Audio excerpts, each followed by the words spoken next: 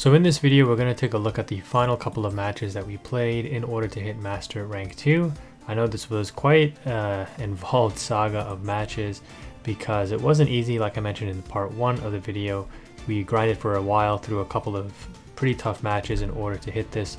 But I just wanted to do a quick aside before we get into the matches to talk about a potential tech option that I might be switching to if I start seeing a lot more Pearly, which I pretty much am at this point, because it is a very, very hard matchup for Floowandereeze. It's a hard matchup for any deck, really. And that is potentially swapping in 3 Ghost Reaper and Winter Cherries. So again, my deck list has remained the same from the deck list that's posted in the description. But this card, if the opponent goes first, because Pearly going first is pretty much you auto lose. Like there's literally nothing that you can do unless you hard draw like Shifter and they can't play through it. But I've already posted a match where I showed that an opponent can play through Shifter with Pearly. But Cherries will make it so that if they have the Pearlies on field and you Cherries them, you can set up your deck. Here, actually, let me show you how I did it because I actually pre-built this. Yeah, let's not do it in the deck or in the dual screen. Let's go to the deck screen here. You can set up a Cherries to banish, straight up banish out the Noir. So I haven't actually used this in game, but I believe how it works is, like it says, as long as I have a monster, you just discard this card. So you can be under Shifter and still use this because it doesn't say send to grave for cost. You just discard the card. So it's kind of like Ash Blossom, right? You reveal 1 card in your extra deck, then look at your opponent's extra deck, banish all cards of the extra deck with the same name, and then you can only use the effect once per turn. So as soon as they're ready to potentially go into the Noir, they got the 5 materials under one of the smaller Pearlies, you just simply Cherries them away the Noir, and then they just lose their boss monster for good, which makes it a much harder matchup for Pearly. They might still have other options like maybe turn 3 going into Zeus, but if you can survive 1 turn with Floowandereeze, hopefully that's enough that you can set up and kind of outplay them. There is still a chance though that you brick and you can't play anyways, and then they just go like Happiness OTK, or they go into Zeus and still win the game because My Friend Pearly and stuff is just absolutely insane for follow-up. Like they don't need Noir to win, but it just adds so much extra. It basically just Noir just guarantees them the win basically. So there is this option. There's also another option as well. You can see me teching it into this deck here, where you run the Small World Bridge, which is good. There's a couple of lines that you can run with this. There's an option, but you do have to take out your extra deck with it though, to run this Blackwing card, Chinook, because it does help bridge with the Small World, but it also is a decent card. Like if you actually just want to use it, you put the Blackwing Synchros in your extra deck, and going second, you can on your turn negate a monster effect or bait out a negate with this card. But it's mostly used as a Small World Bridge to go into the water. Not this card, sorry, but any other cards can go into the barrier statue, like with the double rise instead of the Snowl as well. Yeah, there's a lot of different lines that you can utilize to like make the deck a little bit more consistent with the small worlds. So that is an option as well. So those are just a couple of tech options that you can use. If you're struggling for consistency, you add in the small worlds. If you're really struggling against like Pearlies and other big boss decks, you can add in the Winter Cherries, because I've lost going second against decks that put up like Baron and Naturia Beast. I've lost obviously going second against Pearly. I've lost going second against the random tier limit pals that are around with the Chaos Ruler and Zombie Vampire. So those are 2 other cards that you could potentially put into the extra deck, but they are ultra rares. Haven't really run into any Gene Raider or Generator, however you say it, but this card really shuts you down as well. So stopping this is good. Obviously Zeus, you can stop Runick decks. You can stop branded and tier limit decks by outing the 1 card that really hurts you. You can put Kaleido in here too if you want. Sprite, which I haven't really run into at all, which is crazy because it was I think it was the most common deck last season. So maybe take these out unless you're really running into them, and then just remove the access code OTK potential as well off of some Cyber's deck like Mathmech, which is still more common than Sprite apparently. So yeah, this is another way to play the deck. I just wanted to point that out, but I will hopefully be trying to stick it out with my version. Just wanted to start this video off with that. Hopefully I'll be attempting to go to Master 1. My big fear is de-ranking, because I don't have the time to just try to put into the game to get back up into ranks.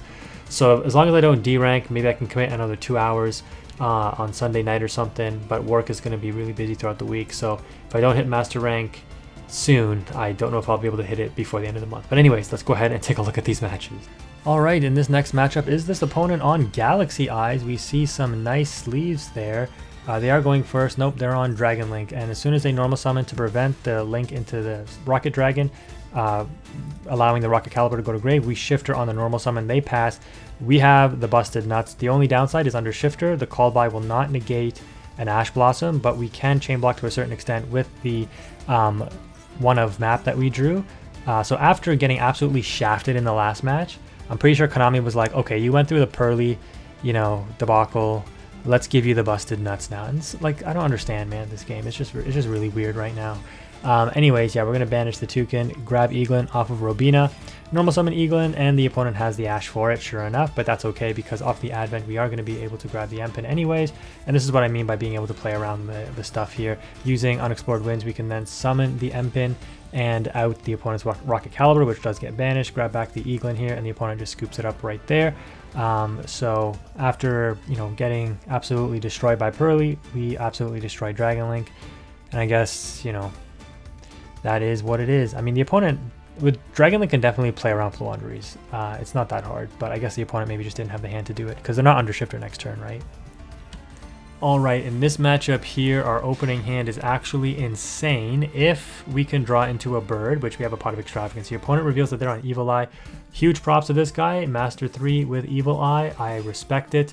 They're going to go ahead and grab the Surzeal, and as soon as I see they grab the Unleashed, this card says, send one Evil Eye monster and one Evil Eye spell or trap from your deck to the graveyard, semicolon. This is cost. So, I could wait for them to activate this and then chain the Shifter. I think that's what I should have done. But if I do that, they are able to send those cards for cost first to the graveyard, and then the Shifter resolves. So they would already get their resources in the graveyard. So that's why I Shifter early.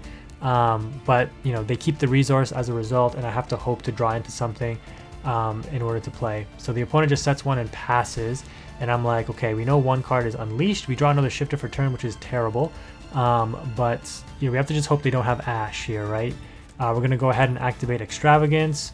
Okay, the opponent's field I don't think lit up, so I'm like, that's a really good sign that they don't have Ash. And we draw double birds, which is like, thank goodness here, right? We're going to go ahead and activate Map, and at this point now we can play through an Imperm if this card is Imperm. We're going to go ahead and activate the Unexplored Winds and then activate Map. And I'm going to go for an OTK here because I have Unexplored Winds up. I can tribute over these cards, and with these birds, I can grab... No, I couldn't go for an OTK. You know, I can go for an OTK. Can I? I thought I could, I think, during this match, because I'm like, I can actually search for Apex with this, use this to grab the Empen, and then use Snowel when I bring it back. Yeah, because Snowel will allow me to summon twice, so I could resummon a bird, not use the effect, obviously, if I've already used it, and then just tribute with Unexplored Winds. So I think there was a line to OTK. I'm not going to waste time trying to explain it, but it didn't matter because the opponent had Imperm anyway, so we're forced to use this here, which means we don't get the extra material on field to tribute. But we play around the Imperm, and we're going to go ahead and grab Empen here, and the opponent just scoops it up right away. So that was an easy GG. We banished the Snowel, so I guess they just assumed we had Robina, otherwise they would know we would have banished Robina there.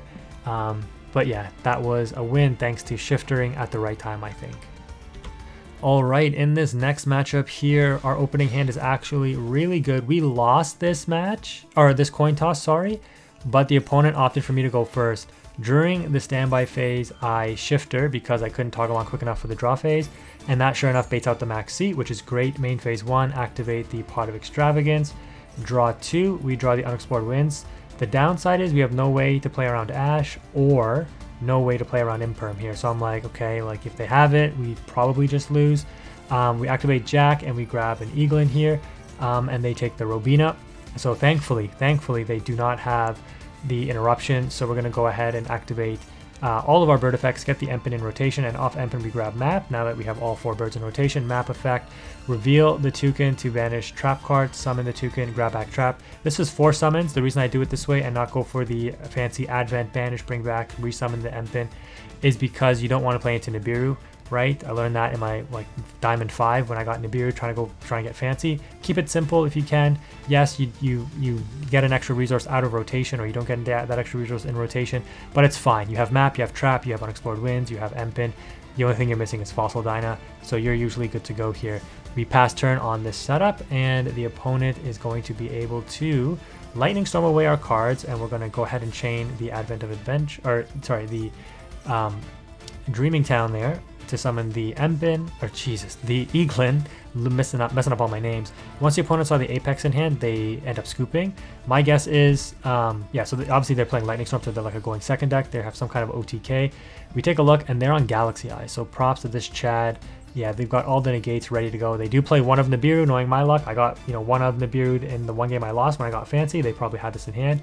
But under Shifter, I think this deck can't really play that well. I mean, they could because they have ways to get to their Xyz monsters without their cards going to graveyard, but their big OTK play needs the graveyard. And so they kind of just, I think, assume that, yeah, I mean, if they didn't have Droplet in hand during our turn, we would just go full combo and OTK them ourselves. So they end up scooping it up. And with that last win for the first time all Saturday evening during this 2-hour-ish grind fest, we are finally on our very first rank up game. And I'm like, okay, I won the coin toss. Oh, by the way, I was losing coin tosses like crazy. I think there was one point I lost 6 in a row, and thankfully, I don't know how I didn't D rank, but yeah, we never actually reached a D rank game, thankfully, but I am worried about that now that I'm in Master 2. Regardless, we activate Pot of Prosperity and just hope the opponent doesn't have an interruption. Their field was lighting up, but after I go through all of this, get the Advent resolved, get the map to hand, go through all of this, I realize that the interruption is a maxi. Thankfully, they don't have Ash or Imperm, and we're able to resolve all of our effects here. And with this setup, we're going to be able to put the Empin and the Fossil Dyna on board. By no means is it, a foolproof setup. We are very susceptible to spell and traps. We're very susceptible to evenly mash and things like that. But we do have a double interruption, so we're totally okay if the opponent just has the monsters to try to move into. And they just end up scooping there, and that was our rank up game. So thankfully, we were able to take that. And yeah, no wonder, right? Naturia, Runick, no imperms to worry about, just ashes. But they could have drawn Tip or Freezing Curses if they would, so they have, like, during my turn, if they have Ash, they can stop us. They didn't, thankfully. That was the only card that they could have. During their turn, if they have Tip or Freezing Curses, they can play, right? Because Freezing Curses negate or Tip search out Freezing Curses negate the Fossil Dyna, then they can play from there. We do have Interruption though, but it is very hard to stop this deck once they start dumping these Sacred Trees. I mean, these cards were limited in TCG for a reason. Anyways, I'm not going to get into it too much because I'm sure across all these matches, this is probably going to be a 2-part video by the time this comes out, but we did hit Master Rank 2 on that 4-win streak, and man, oh man, am I not looking forward to the Master 1 grind in this final rank.